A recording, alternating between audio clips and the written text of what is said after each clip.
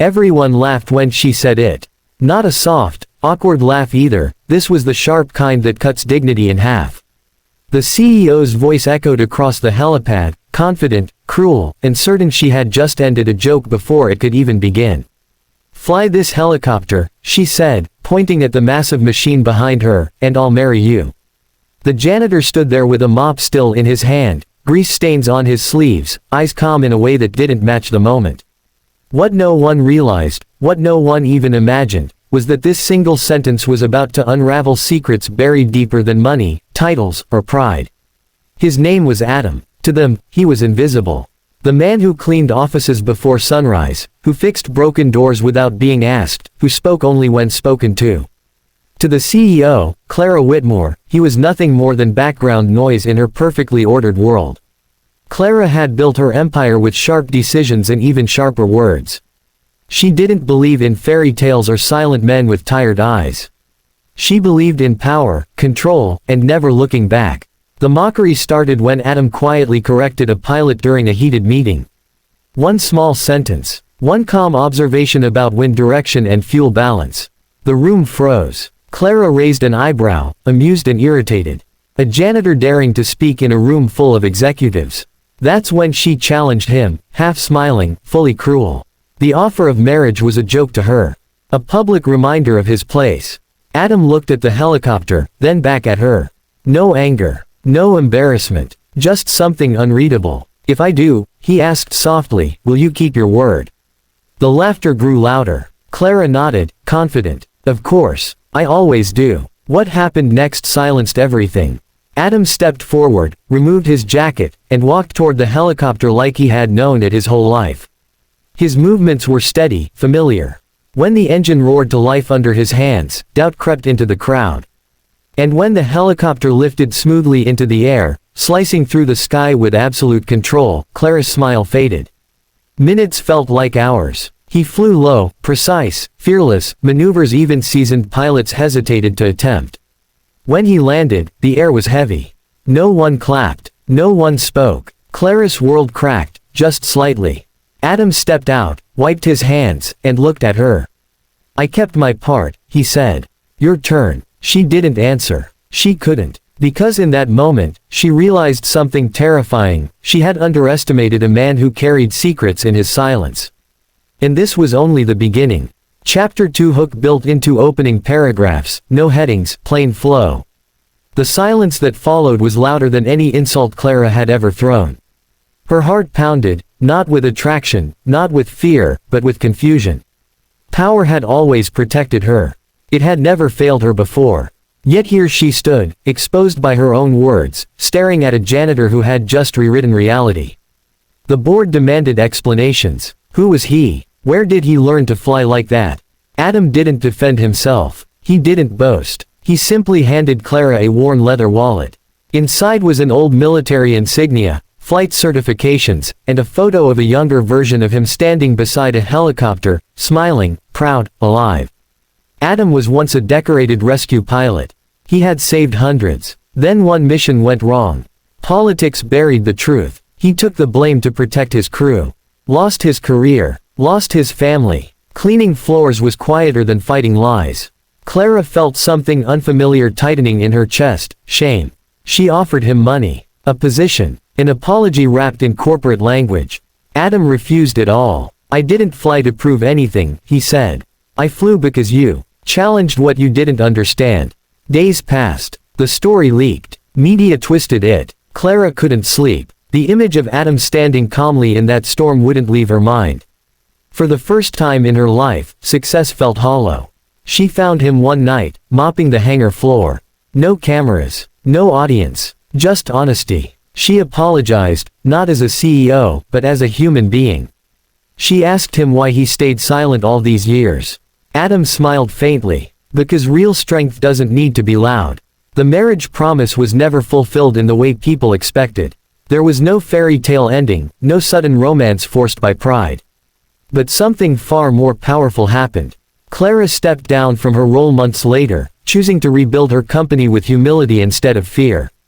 Adam returned to flying, not for glory, but for rescue. And the world learned a lesson it often forgets. never mock someone's position when you don't know their journey. Because sometimes, the quietest person in the room is carrying wings strong enough to change everything. Everyone laughed the moment the words left her mouth, but the sound didn't reach Adam's ears the way it reached everyone else's. "Fly this helicopter and I'll marry you." The CEO's voice was sharp, polished, and cruelly amused, echoing across the private helipad like a verdict already decided. To the people watching, this was entertainment, a powerful woman putting a janitor back in his place. To Adam, it was something else entirely. It was a door cracking open, one he had sworn never to touch again. He stood there in his faded uniform, mop bucket beside him, eyes calm and distant, as if the world had suddenly slowed just for him. Clara Whitmore didn't even look at him properly when she said it. She was used to being obeyed, used to rooms falling silent when she spoke. At 35, she was one of the youngest CEOs in the industry, ruthless, brilliant, and allergic to weakness. She had clawed her way up by never hesitating and never apologizing. People admired her success, feared her temper, and whispered about her behind glass walls. To her, Adam was invisible, a man who cleaned floors and fixed leaks, a background character in her carefully controlled universe. The moment that sparked it all seemed insignificant at first. A heated discussion, executives arguing over logistics for a high-profile demonstration flight. The hired pilot insisted everything was perfect. Adam, who had been quietly wiping oil from the floor, paused and said softly, "The wind's shifting. You'll want to adjust your takeoff angle, or you'll burn more fuel than planned." The room froze. Heads turned. Clara's lips curved into a slow, mocking smile. "And you know this because?" she asked. Adam hesitated, then shrugged. "Experience." That was enough. Laughter burst out. Clara folded her arms, eyes glinting. Then she made the offer, not expecting him to accept, not expecting him to even try. She expected embarrassment, silence, retreat. Instead, Adam looked at the helicopter. For a long moment, no one spoke. The rotors were still, the sky white and blue above them. Adam's chest tightened with memories he'd buried under years of silence, radio static, screaming wind, faces he couldn't forget. He swallowed, then looked back at Clara. "If I fly it," he said evenly, "you'll keep your word." She nodded, amused. "I always do." Adam removed his gloves, placed them on the ground, and walked toward the helicopter. Murmurs rippled through the crowd. Someone whispered that security should stop him. Another laughed nervously. But no one moved. The instant Adam's hands touched the controls, something changed. His posture straightened. His movements were precise, confident, practiced. The engine roared to life, not violently, but smoothly, like it recognized him. Clara's smile faltered. When the helicopter lifted into the air, perfectly balanced, a hush fell over the helipad. Adam flew low at first, then higher, executing controlled turns that made even the professional pilots watching tense. He pushed the machine just enough to show mastery, not recklessness. The sky seemed to bend around him. Clara felt her stomach drop. This wasn't luck. This wasn't a stunt. This was skill carved into muscle and memory. When Adam landed, the rotors slowing gently, no one clapped. They just stared. Adam stepped out, dusted his hands on his pants, and faced Clara. "I flew it," he said. "That's my part." For the first time in years, Clara Whitmore had nothing to say. The silence followed her long after the crowd dispersed. It followed her into boardrooms, into her car, into her penthouse overlooking the city. Every achievement she'd built suddenly felt fragile, like a tower made of glass. She replayed the moment again and again, the way Adam walked, the calm in his eyes, the certainty in his hands. Who was he? The next morning, the internet exploded. Clips of the flight went viral. Headlines mocked her arrogance and praised the janitor pilot. The board demanded answers. Investors wanted reassurance. Clara, who had always thrived under pressure, felt something unfamiliar tightening her chest. She called Adam into her office. He stood in front of her desk, hands relaxed at his sides, the same janitor's uniform, the same quiet presence. Up close, she noticed the scars on his hands, the faint lines of exhaustion around his eyes. These weren't the marks of a cleaner. They were the marks of someone who had lived hard and lost something important. "Who are you?" she asked, skipping formalities. Adam reached into his pocket and placed a worn leather wallet on her desk. Inside were documents she recognized instantly, military flight certifications, commendations, and a faded photograph of Adam in a flight suit, smiling beside a rescue helicopter. He looked younger, happier. "I was a pilot," he said. "A rescue pilot." Clara's breath caught. He told her the rest without drama.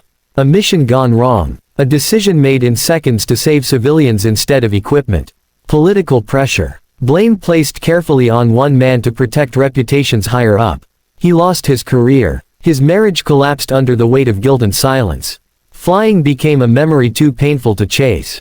"So you cleaned floors?" Clara asked quietly. Adam nodded. "It's honest work. Quiet. No one expects anything from you." Shame crept into Clara's chest, slow and heavy. She had built her life on expectations, on judging worth by titles and power. She offered him a job on the spot. Head of aviation. A public apology. Money. Adam shook his head. "I didn't fly for a promotion. I flew because you challenged me in front of everyone." The words stung, but they were true. Days passed. Clara couldn't focus. She found herself questioning everything, the way she spoke to employees, the way she measured success. One evening, long after everyone had left, she went to the hangar. Adam was there, mopping the floor, just like before. "I'm sorry," she said, the words awkward and raw. "Not as a CEO. As a person." Adam looked at her for a long moment, then nodded. "That matters more." They talked for hours. Not about marriage. Not about deals. About fear. About loss. About pride and the cost of silence. Clara listened more than she spoke, something she hadn't done in years. The promise she made on the helipad was never fulfilled in the way the crowd expected. There was no dramatic wedding, no forced romance born from a challenge. Instead, something quieter and stronger grew. Clara stepped down months later, restructuring her company. With humility at its core. Adam returned to the sky, not for fame, but for rescue, saving lives the way he always had. And the world learned something from a moment meant as mockery. Never underestimate the person you laugh at. Because sometimes, the one holding the mop is the same one who knows how to fly.